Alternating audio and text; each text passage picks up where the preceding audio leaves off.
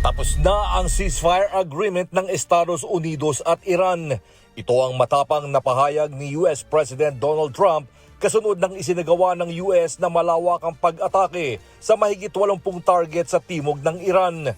Ayon sa US Central Command o CENTCOM, nagsagawa sila ng mga powerful strikes bilang pagganti sa mga pag-atake sa 3 commercial tankers na dumaan sa Strait of Hormuz na anila ay malinaw na paglabag sa ceasefire agreement. We attacked very powerfully last night. The very dangerous people from Iran, they're sick. There's something wrong with them. And we said, go and do your funeral stuff. And instead of that, they start shooting rockets at ships yesterday. And so we hit them very hard last night, very hard. I would say Unang napaulat na may 3 tanker na tinamaan ng projectile mula sa pag-atake ng Iran habang dumadaan ang mga ito sa Strait of Hormuz. Kabilang dito ang Qatar-owned LNG tanker na Al Rikayat, ang Saudi oil tanker na Wedyan at ang Liberia-flagged crude tanker na Cyprus Prosperity. Bagamat walang direktang pag-amin mula sa Iran na sila ang umatake sa mga 3 tanker na nagtamo ng matinding pinsala, sinabi ng IRGC na isang LNG tanker ang hindi nakinig sa kanilang babala dahilan para atakihin nila ito. Dahil sa pag-atake ng Iran, agad na binawi ng US Treasury ang una nitong 60-day waiver sa mga sanksyon sa Iran kung saan muli ng pagbabawalan ang mga bansa na bumili ng langis dito. Hindi ito nagustuhan ng Iran at tinawag na paglabag sa MOU at patunay ng bad faith at inconsistency ng pamahalaan ng Estados Unidos.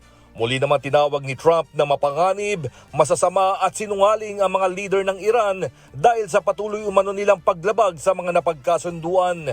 Hindi na rin aniya itutuloy ng Estados Unidos ang negosasyon para sa isang permanenteng kasunduan. to me, I think it's over. I don't want to deal with them anymore. They're scum. You know what scum is? They're scum. They're sick people. They're led by sick people. And they're vicious, violent people. And if they had a nuclear weapon, they'd use it. As far as I'm concerned, it's over. I'll speak to our negotiators. Ayon kay Trump, wala na rin niya siyang nakikitang saysay kung ipagpapatuloy pa ang diplomasya dahil paulit-ulit umanong binabali ng Iran ang mga pinagkasunduan. As far as I'm concerned, it's just a waste of time dealing with them. They're liars. We make a deal. And if I make a deal with him, we have a deal, and he goes out, he talks. We make a deal. Everyone's agreed. No nuclear weapon. We make a deal. They go outside, talk to the press. They say, we never even talked about it. There's something wrong with them. They're cuckoo. As far as I'm concerned, it's over. Dahil dito pa rin sa mga paglabag ng Iran sa kasunduan, ibabalik na ng US ang naval blockade sa mga daungan nito kasabay ng banta ng muling patinding pag-atake. We'll probably hit them hard again tonight. I'll give them a little warning. We're going to hit them hard tonight.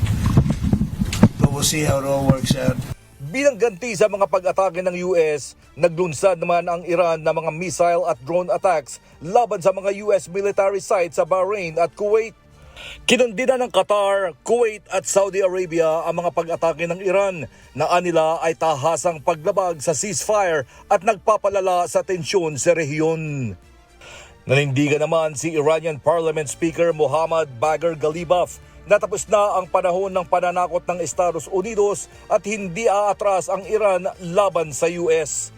Nagbabala rin ang mga mataas na opisyal ng Iran na sasagutin nila agad ang anumang panibagong pag-atake ng Estados Unidos at hindi sila uurong sa kanilang posisyon.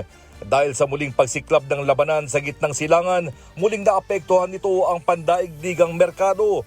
Muling tumaas na higit sa $80 per barrel ang presyo ng langis sa world market na tiyak na makakaapekto sa ekonomiya ng buong mundo. James Bontuyan, humahataw sa balita ngayon.